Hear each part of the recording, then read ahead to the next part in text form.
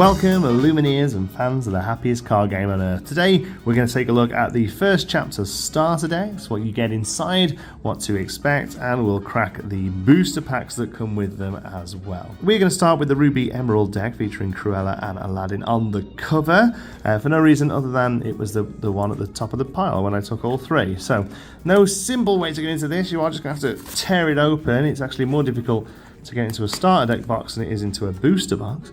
We're going to open it up. It does slide out there. So we've got some outer casing. Nice to see. Relatively limited packaging. Honestly, some of these things can get a little bit ridiculous with the amount of packaging inside.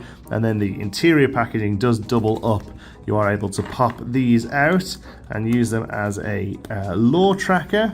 Sort of count the lore you gain on this handy dandy little sort of half play mat. It sort of sits to the side there as you play, and then your lore counter can sort of move up.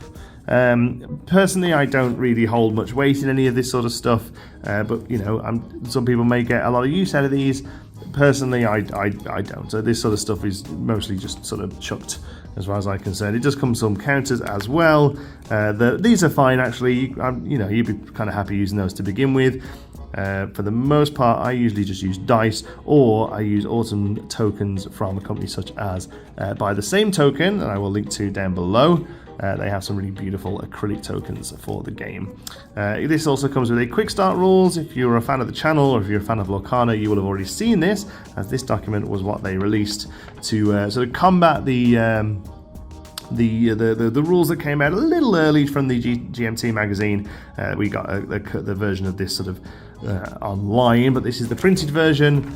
You know, it's all kind of there, shows you how to get started. We are still waiting, at time of recording, we're still waiting for a comprehensive rules guide, but for now that is what we've got to work with. And then you have the deck and the pack itself. So the deck is wrapped up in this nice sort of wax paper. Big fan of this. Any reduction of plastic is obviously a good thing, so you are able to just go in here and tear it out. And then inside you have your 60 card deck ready to play. Obviously need to give it a good shuffle. We have interestingly, I've noticed this, we have a couple of regular cards. Sorry for the glare, I'll try and get rid of that for you. We have a couple of regular cards, and then we get our two foil box cover cards, and then it goes into the rest of the deck. So it's all there, just needs sleeving, and you're ready to go. I would recommend sleeving, as always. Any sleeves are probably fine. I recommend Dragon Shield or Eclipse, or anything from Game Genic as well is also very good. And then finally we have the booster pack. We'll do one first, and then we'll crack into the other two and see what we get. Let's have a look here. I found the best way to do it is to sort of tear it open like so. We'll go in here. First up we have a Work Together, we have a Gaston, we have a Hakuna Matata, a Magic Broom, Sudden Chill, and a Captain Hook. One thing I will say before we carry on, pretty much every pack I've seen so far does contain one of every colour in its common slot, which definitely lends itself towards drafting. It is nice to see for those of you who enjoy drafting. It's not happening every pack, but mostly that seems to be how it goes. Our uncommons then, You Have Forgotten Me, Beast, Hard-Headed, and Moana, chosen by the Ocean. So far, not the most amazing pack, but it does get made up there with an awesome looking Cusco and a Let It Go, two very playable cards, and our foil is an Aerial Spectacular Singer. That is not a terrible pack. I actually think that's pretty solid. We'll move that to one side as we then take a look at the other two. So these are almost identical, apart from obviously the cards that come in the starter decks, but I know you're here to see us crack packs, so we will go in and grab the two out of here and see what we get. So in the starter deck competition that they had, the starter deck tournament that they had at Gen Con, and also the ones that you'll probably see across the country on August 18th at your local game stores. We'll be running ours on August 19th on the Saturday. You are allowed to use this booster pack within your starter deck, and they did confirm at Gen Con that any colour card that you pull from these packs are fine no matter what your starter deck is. So it's almost like a rainbow draft, sort of mini rainbow draft, I guess. So let's have a look at this one. This is an Elsa pack. Obviously the art doesn't mean anything as far as the contents. Worth mentioning that just in case anyone thought otherwise.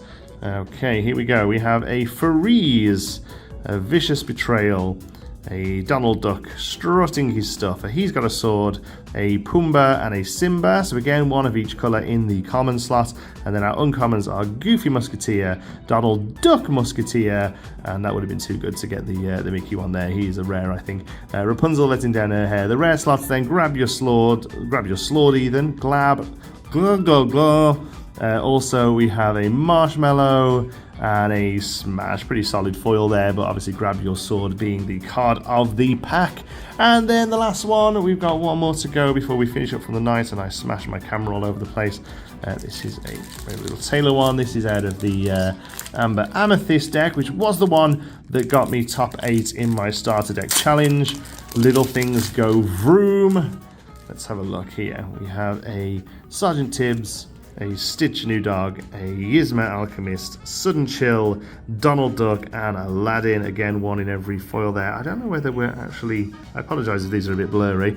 In the uncommon slot, a Smash, a Shield of Virtue, and a Befuddle. And then our rares this time are Hades, Lord of the Underworld, a Maximus Bodyguard, and a Tinkerbell in the foil. So not a great one. Haven't had any major pulls off this set of 3. I'm guessing really that our Grab Your Sword and what did we get at that first pack? It's just over here.